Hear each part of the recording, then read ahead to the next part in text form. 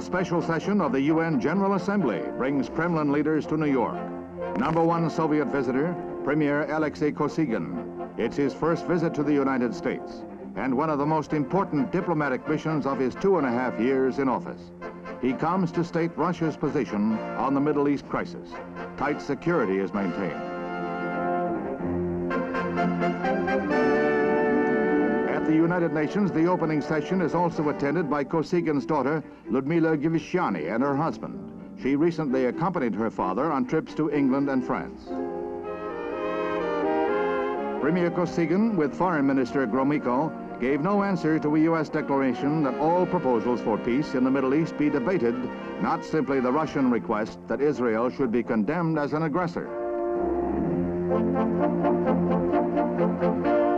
The General Assembly witnesses no Khrushchev-like shoe-pounding nor arm-waving by the Soviet premier, but he condemns the United States for allegedly encouraging Israel to make war against the Arabs. He demands troop withdrawal and the return of all captured territory.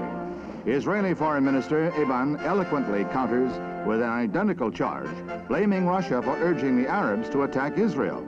UN observers called Kosygin's address milder than anticipated.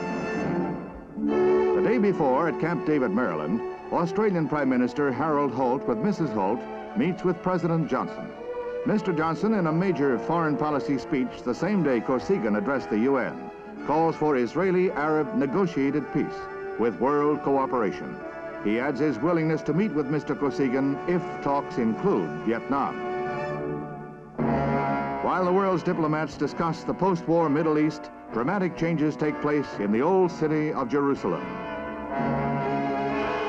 A 19-year-old barrier dividing the city is demolished by the victorious Israelis. The wall had separated the Jewish and Arab sections of the Holy City, part of which was Jordan territory, inaccessible to Israeli citizens. Another dramatic aftermath of the conflict is the pilgrimage of Orthodox Jews to the Wailing Wall, all that remains of the Second Temple of Solomon. Some 100,000 pilgrims made the joyous trip for the Feast of Pentecost or Shabbos, religious rejoicing in the wake of victory on the battlefield.